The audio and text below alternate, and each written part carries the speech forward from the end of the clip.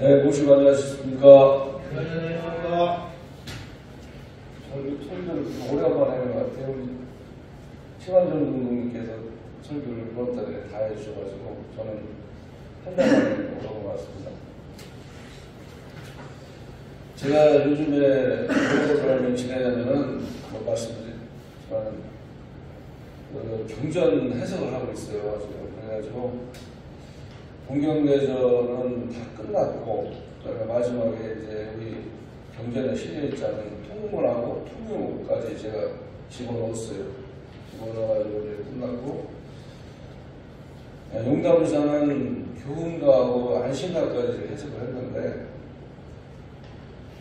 이 용담사 한글 치는 데 있어서 굉장히 쉬운 줄 알고 좀 만만하게 가르쳤는데 오늘 해석하는데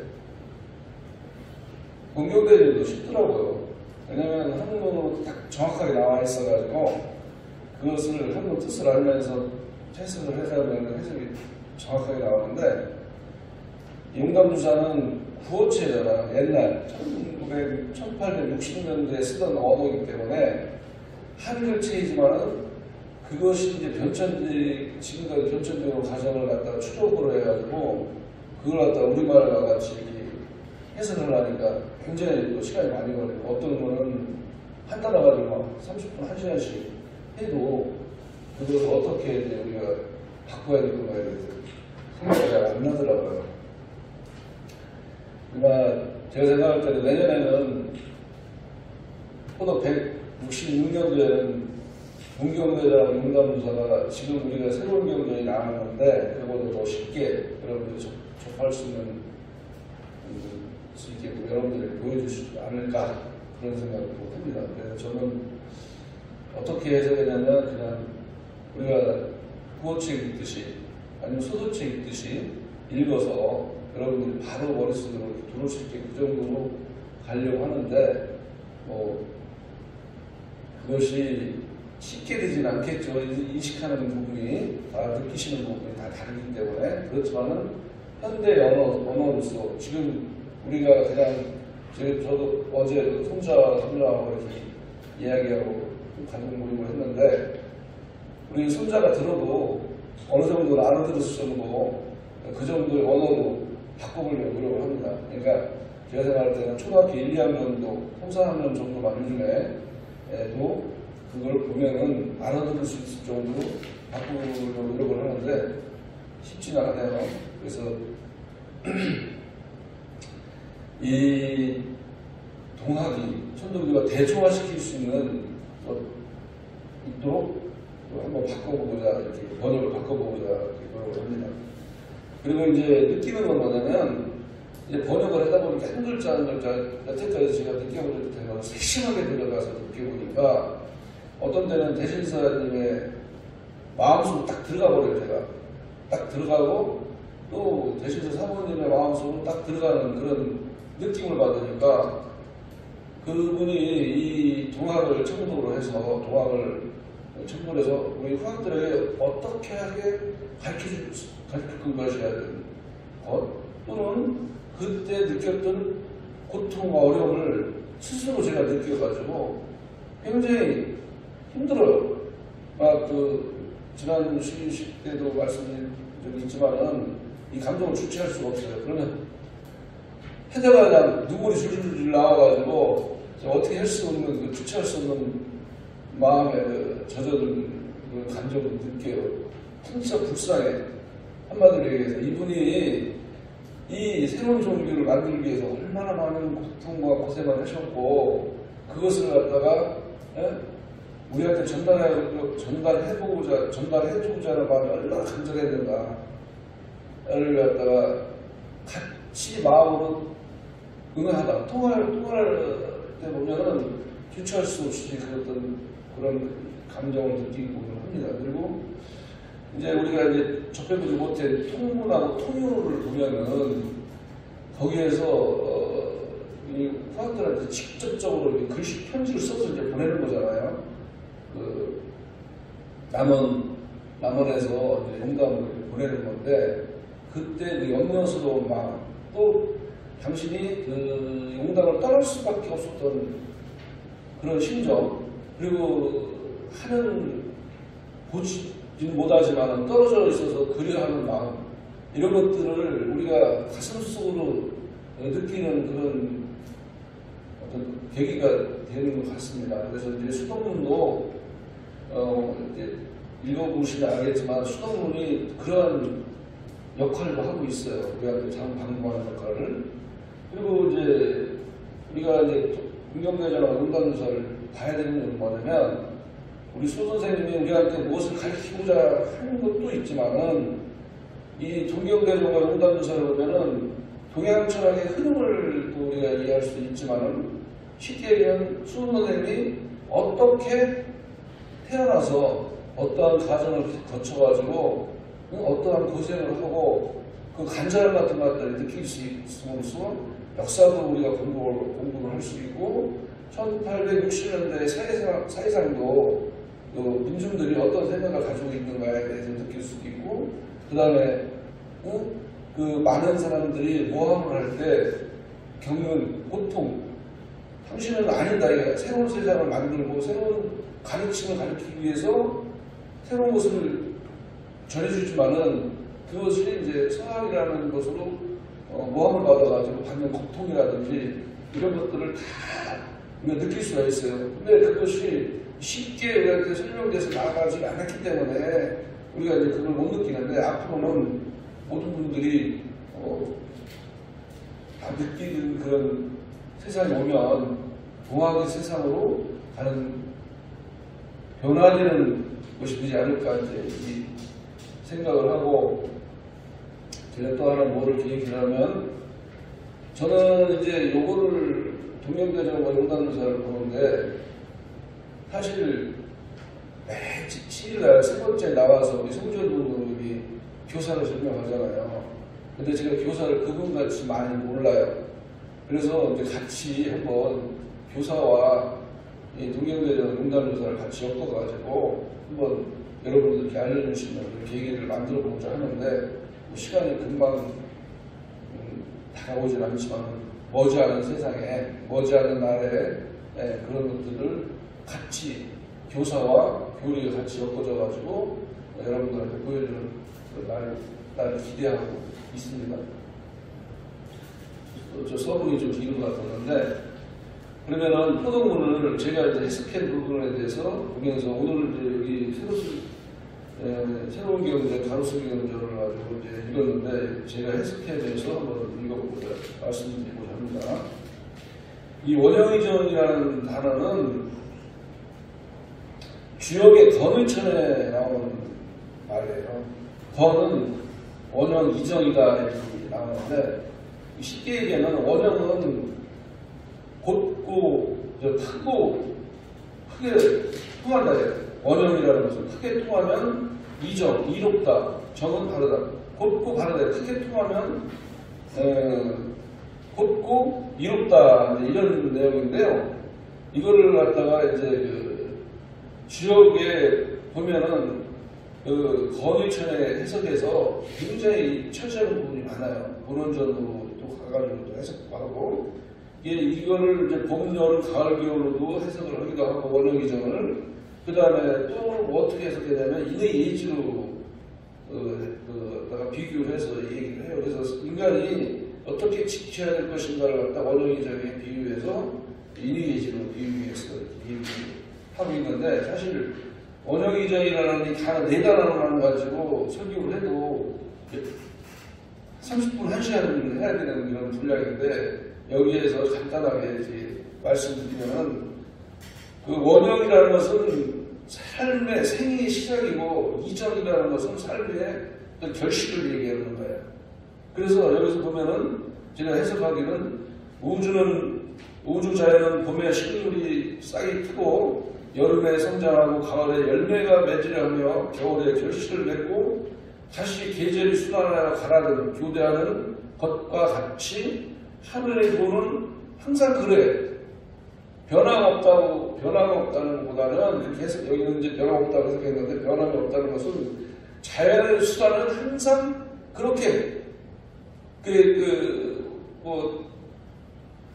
흘러가는 거예요. 그것이 바로 원형이전 천도다. 이렇게 얘기를 하는 건데, 천도라는 바로 그런 거예요. 원형이전 천도지사. 하늘의 도는 항상 그렇게 봄, 여름, 가을, 겨울이 순환하듯이. 그래서 항상 그러하듯이. 그래서 이게 뭐냐면 무왕불복지리를 갖다 원형이전을 설명할 때 무왕불복이라는 것을 생각해요. 우리 천연중국이 지난번에 설명하셨지만은 가고 돌아오지 아니하니 없는 이치가 무왕불복인데 봄, 여름, 가을, 겨울이 계속 순환하게 돌아가는 것이. 그런 것 같이 한 번 가면 봄이 가면 다음에 봄이 안 오질 않잖아요. 겨울이 가면 다음에 겨울이 오지 않는 것과 같이 이 자연은 천도는 항상 순환하고 도는 거예요. 그래서 가면 돌아오지 않는 것 안에 없는 이치를 갖다 무왕불복이라고 했는데 천도를 설명하고 원형 이정을 이해하시면은 봄, 여름, 가을, 겨울을 이해하면은 무왕불복지를 이해하시는 데 많은 도움이 될 것입니다. 항상 그러한 것이며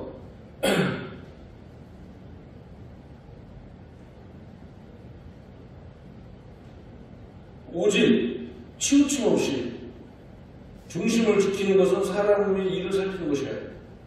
이제 어떤 일을 함에 있어서 나의 생각으로 해서 나의 올바른 나의 일로 해서 간다든지 뭐 이렇게 같이 어떤 것을 중심에다 놓고서 사람의 마음이 이쪽으로 갔다 왼쪽으로 갔다 오른쪽으로 갔다 오른쪽으로 옳게 행동하는 쪽으로 갔다 옳지 못한 행동으로 갔다 그렇게 치우치지 않고 올바른 행동 공적인 것 내 사적인 것이 이게 들어가지 않게 공적인 일로 행해야 하는 것이 바로 사람이 해야 할 일이다 이렇게 설명하고 계신 겁니다.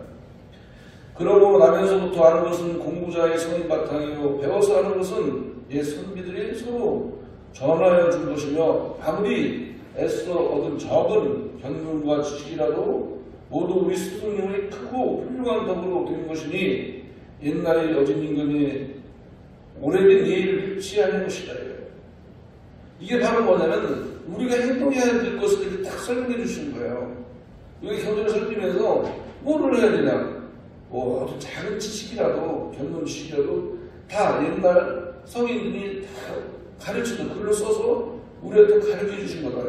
그리고 이분들이 뭐를 하시냐면 임금의 오래된 예의를 일치하는 우리가 지켜야 될 예의를 잊지 않고 우리가 행동해야 될 자세를 우리한테 가르쳐 주신 거예요. 그러면 이것이 어디하고 또 연관이 되냐면 포동문에 그 계자상 모이래를 춤추실 때 사실은 불천분역하니 시험 천주 주어가지고 수고전을 전하는 우우는 미지 우르주대가 지기 우이와 이러니 좌우지의 이유로 그렇게 해요. 좌우지의 이유로 저 옛날부터 성인이 나셔 일월 성신과 해와 달과 별들과 천지를 하늘을 헤아리는 수를 다 글로써 풀어서 나타내서 우리한테 전해줬는데 우리는 그거를 잃어버렸다는 것이 포동문 첫 번째 장에 나오는 거예요. 그럼 우리한테 가르쳐주고자 하는 것은 바로 뭐냐면은 옛 성인이 다 글로 써서 우리한테 가르쳐줬는데 우리는 그걸 잃어버려서 불구천만 하늘을 돌아보지 않고 불순절비 하늘의 이치를 따르지 않기 때문에 이런 허지로운 세상에 들어온다고 이렇게 설명하고 계시는 거예요. 그러니까 포동문을 왜 내가 동학이라는 것을 이 세상 사람들한테 했느냐를 갖다 포동문에 나오잖아요.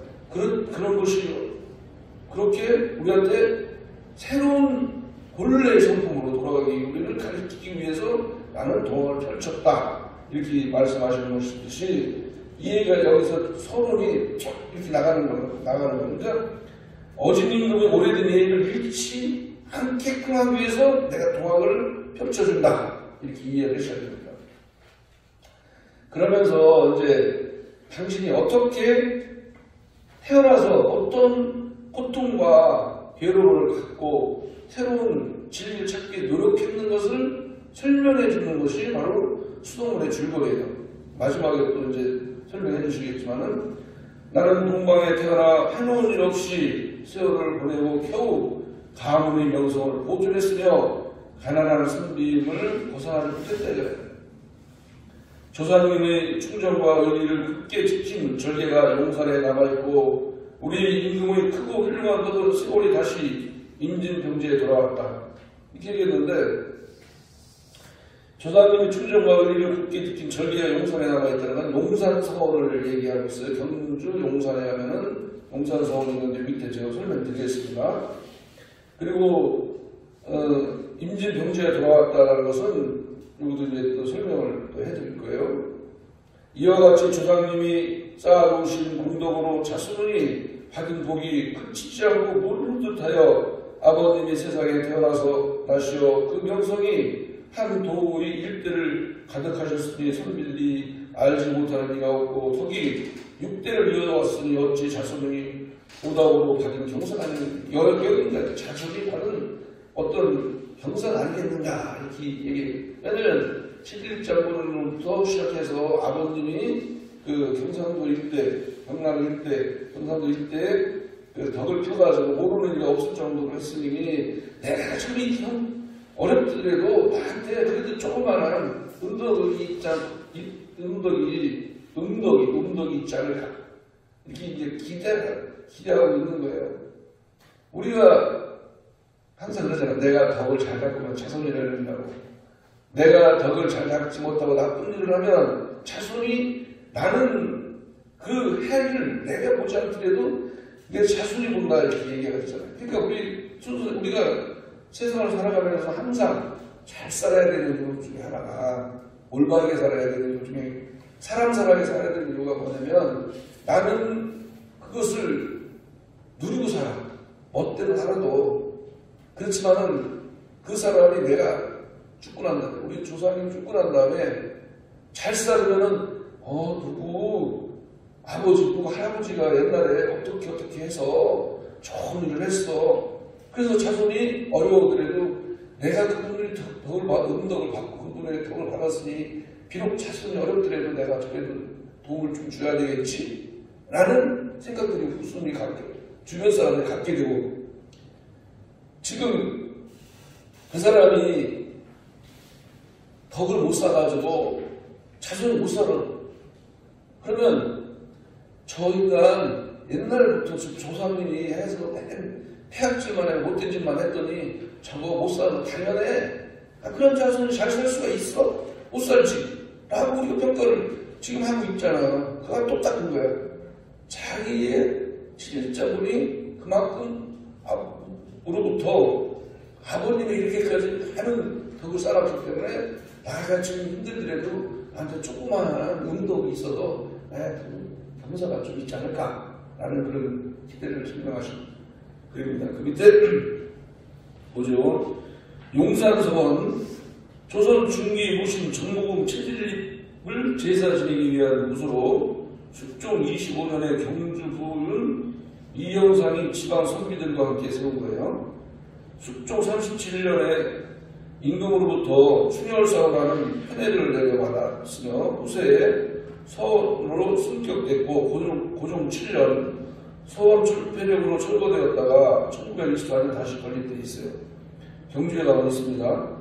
용산 서원에서 서남쪽으로 조금 떨어진 곳에 신도리각이 있다. 친일집은 지금의 경주시 현곡면에서 태어났어요. 임진왜란 때 동생 칠계종과 함께 의병을 일으켜서 정유재란 때는 권율과 함께 울산 수생포 전투에서 공을 세웠다. 용자환 때 용인 헌천, 지금의 용인 수지에서 싸우다가 순전하였으며 장원대로 본주판서에 추동되고 흥경리로 기록하였다 이렇게 되어 있는데 용담의 구미산이 칠일장군이 태어날 때 전설에 의하면 칠일장군을 태어날 때 3일 동안 울었다 그러고 우리 수훈선생님이 태어나실 때 3일 동안 울었다는 그런 전설이 있어요. 그냥 전설이 그만큼 칠일장군이 공이 컸고 우리 수훈선생님이 대신사님이 훌륭하신 분이다라는 것을 전설로 내려오고 있습니다. 그래서 이제 여기 현곡면 가정리에서 우리 수훈선생님도 태어났고 칠일장군도 현곡면 가정리에서 태어나셔서 나가서 겨술을 하신 거예요. 이제 탄식하면서 이제 대신사님이 이제 하시는 거예요. 탄식하면서 이제 이거는 우리 최욱 선생님이 말씀하시는 거예요. 학생의 평생은 세월이 폭풍과 같이 빠르게 흘러가서 나의 40에 이르며 이렇게 했는데, 학사라는 것은 우리도 제자 지낼 때 학사 구분 시대기 해가지고 지방 써놓잖아요. 그러니까 벼슬을 하면 벼슬자리에다가 뭐를 영의정 아니면 이족판서, 이족판서 이렇게 하는데, 벼슬이 못한 사람은 학사야, 전부 다, 옛날에. 그래서 학사의 평생을 이렇게 보면, 우리 변항공이 과거에 가서 급제를 하고, 과거에復古를 했는데, 그때 시대 상황이 좋지 못해서, 학식을 이루고, 혼자는 좋지만은, 못해가지고 40에, 마지막으로,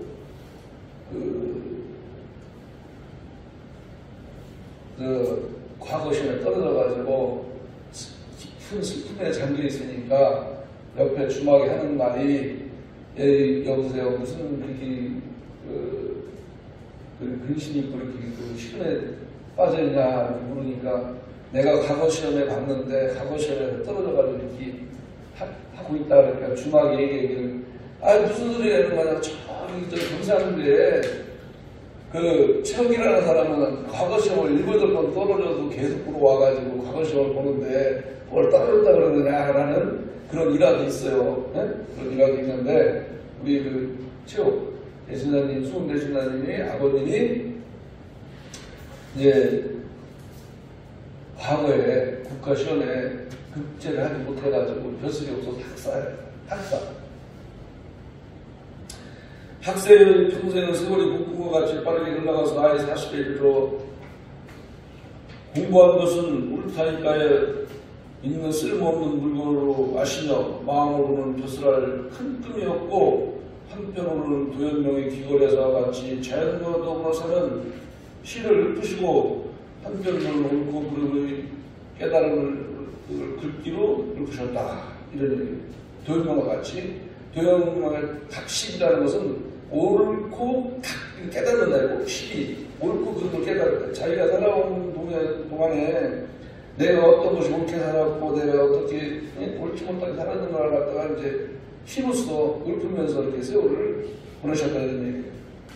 지팡이를 짚고 걷는 모습은 마치 초에 붙여 살던 선비 현실 같고 산이 높게 솟고 강이 길게 흐르는 것은 그같이 학문과 예술이 뛰어난 기질과 성품 아니었더라 이렇게 이야기하고 있는데 그 밑에 산고 수상이라는 얘기 있잖아요. 그건 뭐냐면 산이 높고 강이 깊게 흐른다는 뜻으로 인자나 군자의 덕행이 높고 한없이 오랫동안 전해되어 오는 것을 비유한 말로서 이 근황공이 대신사님의 아버지 근황공이 학식도 높고 참 그렇게 모두 인격을 갖췄다라는 것을 비유한 것이 산구수상이라는 말이에요.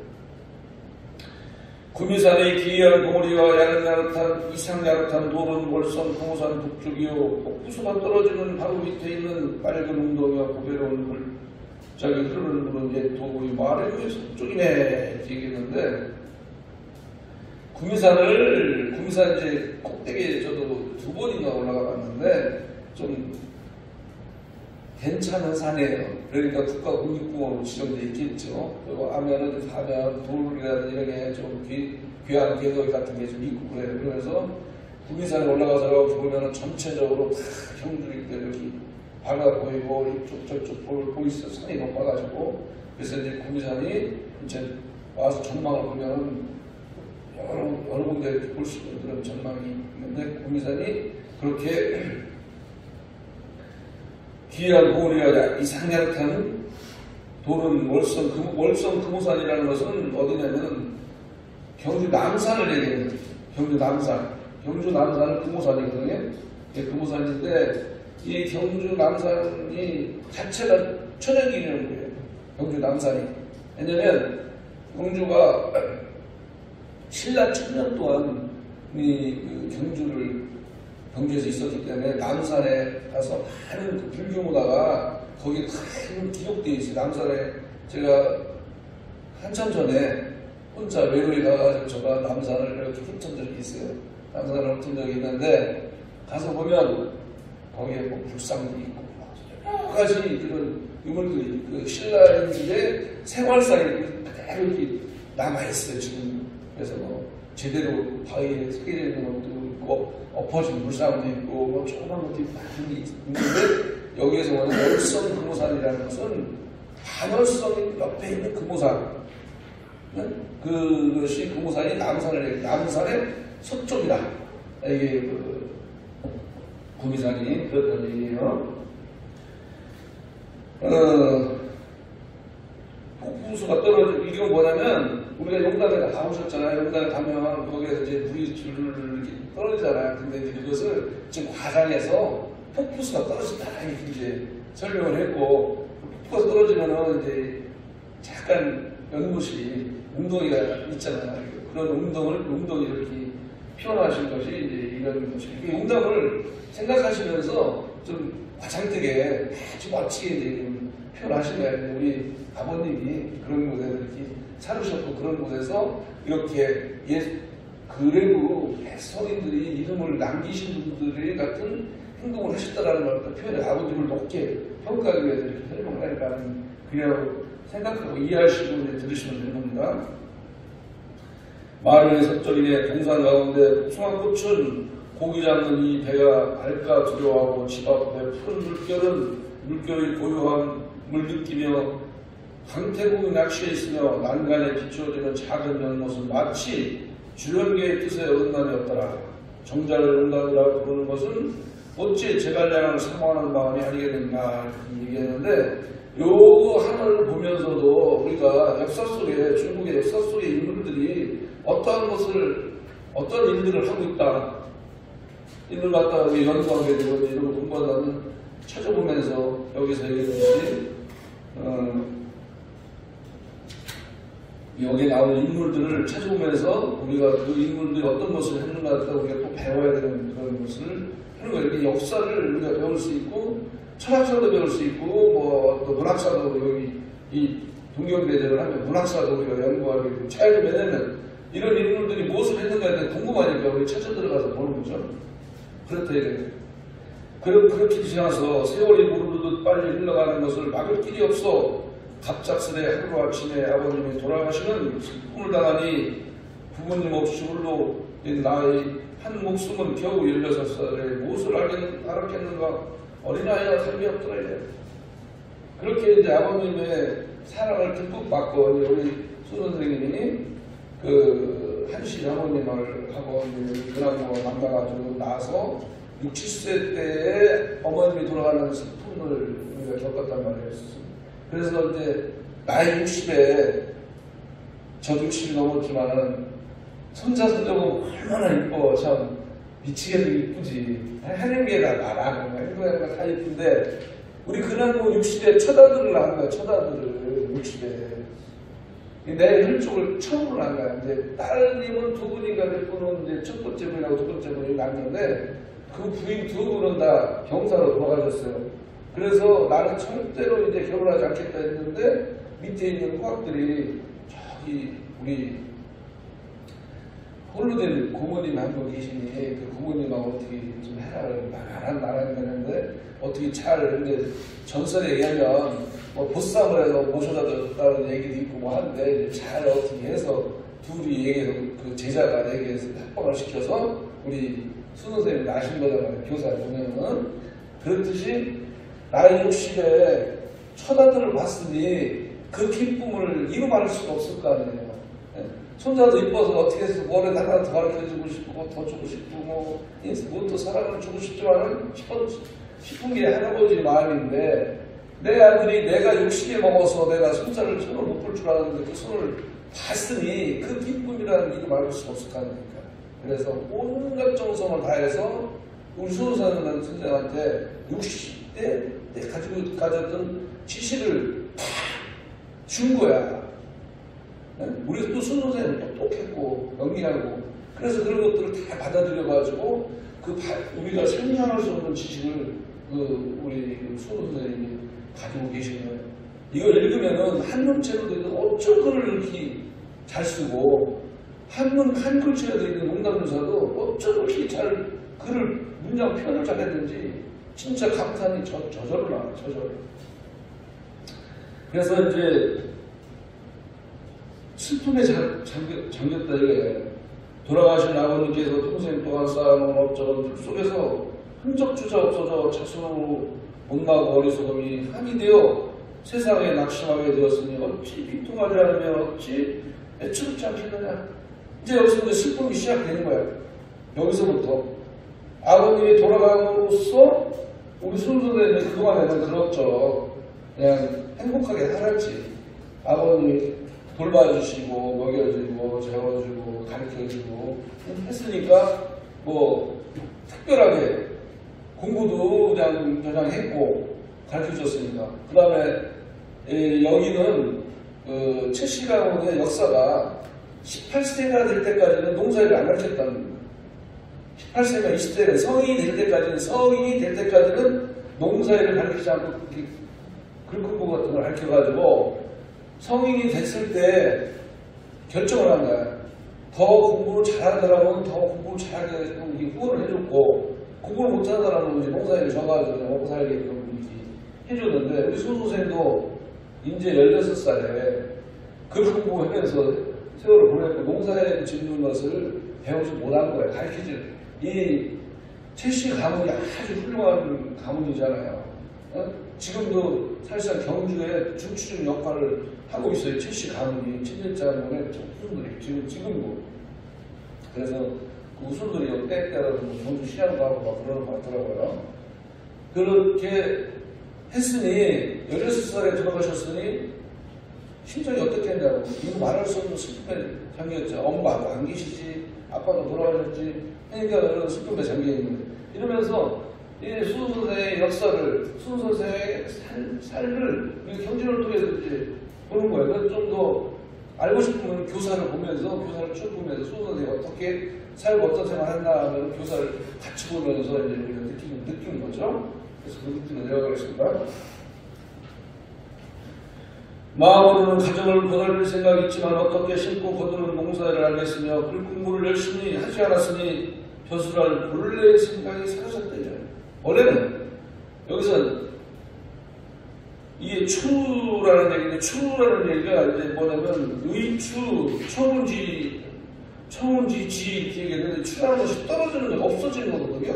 없어진다는 것은 그냥 없어지는 게 아니라 원래는 벼슬할 생각도 있고 무언가를 해보겠다 했는데, 이제 자기 신사들이 딱 지나고 나니까 아버님이 갑자기 돌아가니까 본래의 뜻을 이제 내려놓게 되고, 나 못하겠구나.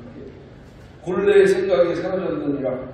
집안의 살림은 점점 어려워지니 나중에 어떻게 될는지 알 수 없고 나이 점점 많아져가니 나의 처지가 앞으로 가난해질 것을 탄식했노라. 뭐 여태까지 뭐 하는 거 다 모든 게 다 안 되니까 이제 가난해질 것을 탄식해야 돼요.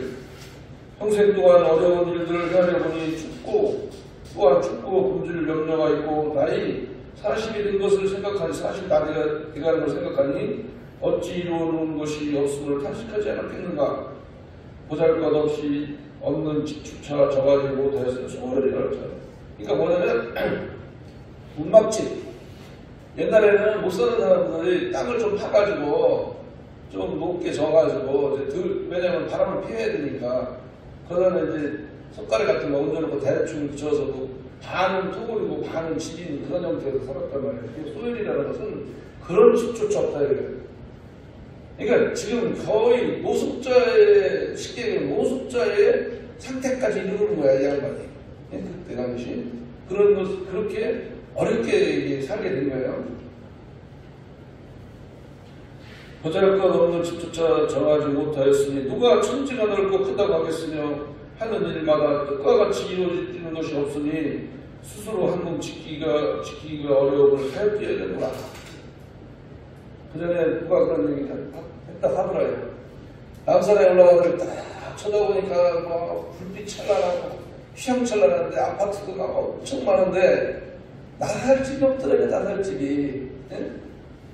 그 많은 집 중에 내가 한국 가가지고 편안하게 살 집이 없다라는 것은 자기가 참 회상했다는 얘기가 똑같은 얘기야. 세상은 천지가 넓고 모든 잘 사는데 어째나는 소열조차 이 한 놈 조그만 웅덩이 음악치만 얻게 되면 모든 것을 다 탕진하고 진짜 그 노숙자의 신용불량자의 노숙자 형태가 되는데 생각해 보시라고. 이런 것들이 그 마음에 딱 들어가면 얼마나 불쌍해 우리 수도 선생님이. 그러니까 제가 이런 거 해석할 때 불쌍해서 눈물이 안 나오냐. 눈물이 나온다니까요. 그런데 꿈을 잃지 않은 거야. 이거 꿈은 어떻게 해서든지 나는 이 새로운 세상을 만들어서 모든 사람들이 함께 사는 세상, 그리고 모든 사람들이 평등한 세상, 존중받는 세상을 만드는 게 꿈인데 이것을 어떻게 하면 만들 수 있는가에 대한 것을 잊을 수가 없었던 거야 항상. 그런데 우리 흥미가 거에 나오잖아.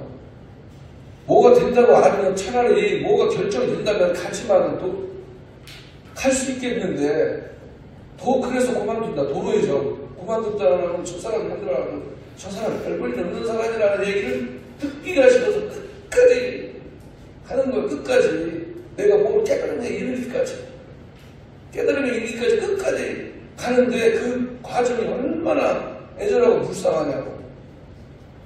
제가 교훈가와 안식가를 해석을 했는데 거기에서 이런 과정을, 노정을 거기에다 다 설명해 주는 거예요. 다 깨달음 과정에서 고통과 괴로움을, 그 모함을 어떻게 받는가. 그러면 우리가 그런 책들을 읽으면서 우리 수도 선생님이 딱 들어가서 말을 변화시켜야 되는데 여기에서 변화가 딱 일어나는 거예요. 마지막에 이때부터 이때부터 살아가는 세상에서 어지럽고 유란한 것들을 벗어나고 가슴 속에 가득 맺혀있던 것을 회상하며 버렸다고요. 이게 뭐냐면은 파탈 세 가지 분류, 책거, 이미지 분별이라는 얘기인데, 왜냐면 내가 이렇게 어렵게 살아가는데 세상이 긍정적으로 보이는 게 어디 있어? 하나도 긍정적으로 안 보이지. 다 부정적으로 보이지. 내가 하나도 안 되니. 그러나 이제 돌아보니 일소를 하는 거야. 내가 여태까지 살아온 것들을 참 돌아보면서 야 이게 내가 이렇게 사는 게 아니구나. 그리고 내가 왜 이렇게 어려운 삶을 살아야 될까? 여기서 그냥 버리는 게 아니라 버렸다 이렇게 해석을 했는데 그냥 버리는 게 아니라 회상. 내가 계속 내 살아온 삶을 40이 다 되올 때 어려서부터 40을 태어나서부터 나는 어떻게 태어났는가 다 들었을 거 아니야, 여러분들한테. 어려서부터 태어나서 이때까지 살아온 것들을 회상하면서, 야, 그래, 이 양배치 모든 것들이 내가 잘못 살은 거, 내가 이것을 더 해야 되고, 이건 하지 말아야 되는 걸 하면서 그냥 마음속으로 웃어서 일수를 한번 웃고 맺힌 것들을 버리는 거예요. 오늘 설교는 여기까지 하는데, 오늘도 좀 설교가 길었는데, 서론이 좀 길었던 것 같아요. 설교가 기는 게. 어쨌든 간에 여러분들도 자꾸 경전을 읽으면서 다른 없어. 제가 항상 얘기하지만 나의 변화. 나를 변화시키기 위해서 우리가 신앙생활을 하는 거예요. 그리고 나를 변화시키기 위해서 우리가 공부를 하는 거라고요. 우리 머릿속에 가득 차있는 나 스스로의 나의 가둬놓은 나의 생각을 떨쳐버리고 새로운 생각을 가지면은 여러분들 삶이 행복한 거예요. 근데 이게 자기 속에 갇혀놓은 나이들은 더 그 성이 더 굳어진다고. 자기 속에 갇혀진 자기 스스로의 성 속에, 머릿속에 고착화되어 있는 생각들을 버리지 못하면은 죽을 때까지 힘든 거예요. 죽을 때까지. 눈 감는 날까지. 그러나 눈 감기 전에 우리가 고착되어 있는 나의 생각들을 버리고 우리 수도선생님의 말씀을 들어서 나를 바꾸면은 그날부터 행복해진다는 것을 가르쳐주고 계신다는 걸 말씀드리고 마치겠습니다. 감사합니다.